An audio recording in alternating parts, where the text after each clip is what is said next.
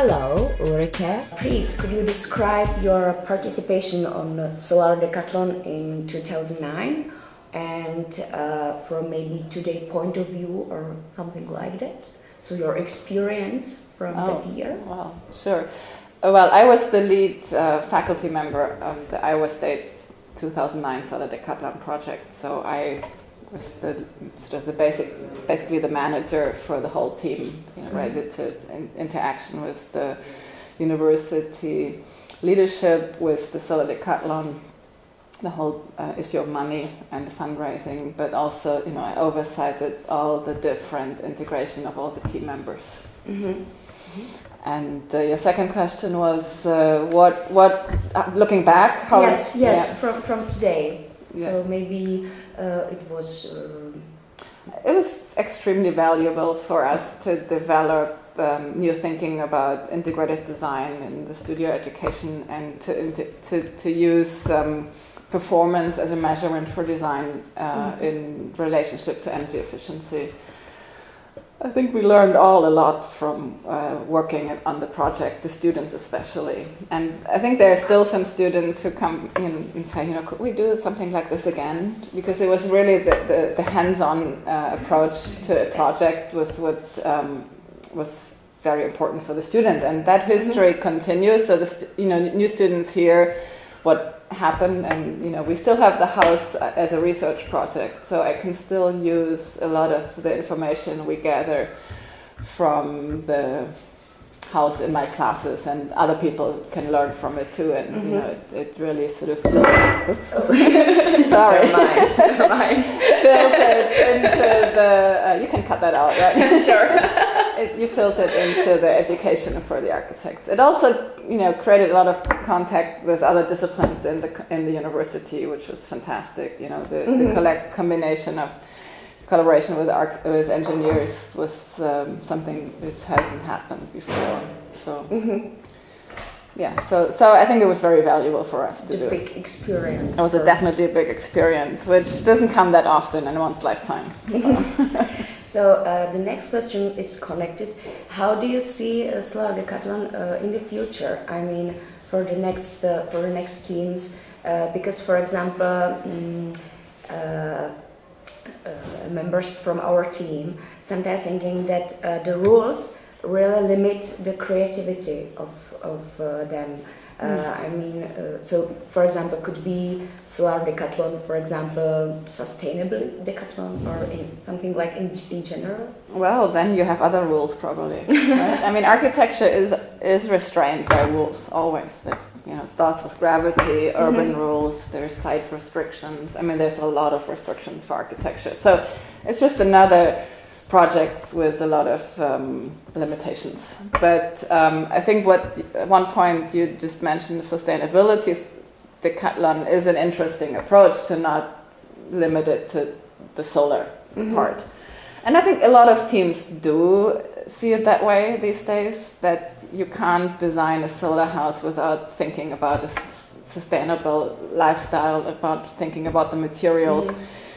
And there has been a huge improvement from 2009 to 2011 with respect to the building envelope, and teams much better understand the importance of the envelope and the insulation of the walls and the reduced infiltration rates, and so that it's a more holistic approach than taking a small box and putting some PV array on it. So it's really a holistic thinking, and the last 2011, the team which won had a very integrative approach, Maryland, between water and energy. So I think the teams are stretching the boundary of the competition always, and they're making their own stories. So no big change for the future. You think that it's not? Well, I don't know. I mean, I could see this going in a variety of directions. I could see a more community-oriented approach. I could see something related to an existing neighborhood doing retrofit projects. Or I could personally see this going into a very different direction. I don't think as a US DOE event, it probably, I don't know what they are thinking, of course, but I think it might not change that much because they're really geared towards the event, and the event is really important as a public relations activity. But I think there are actually offsprings in the US of different approaches to something like a competition. I know that there is something sort of developing in the Colorado area to do some kind of competition on existing retrofit projects. So them or infill, using urban sites instead of putting it out in the field, and because the single family home is not a sustainable way of living, nor is shipping the houses across the whole plains, right, the country. So there might be other ways, of course. Okay, so I think you know European culture a little bit. Yeah. I guess I grew up here. So, do you see any differences between thinking architects in Europe and in the USA? I mean, when it comes to just sustainability of architecture or something like that. I mean, not in a public thinking, but also in the profession. Professional. Yeah. The next question will be about public, so you can answer together. But if you see any differences between. Well, I probably live in a sustainable bubble in the U.S. because I hear a lot of people talk about the topic, and there are some which just use it as a branding, but I think quite a lot of people really think deep into the subject and understand the complexity.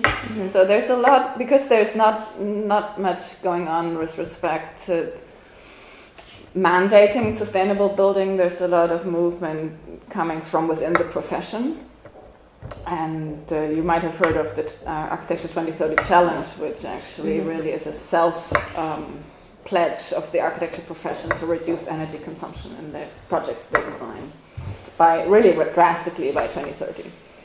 And so I think that is different, right? In Europe, especially, the Germany and, the Central Europe, not maybe Britain, a lot of energy efficiency related strategies are mandated, right, by building code. So you don't have much choice. But they often look at it very much from the energy perspective, not so much from a holistic perspective related to water or materials, right? So that to understand the whole aspect, I think, also the United States Green Building Council has done quite a good job educating what it actually means to have a lower impact on the whole environment and not just on the energy production.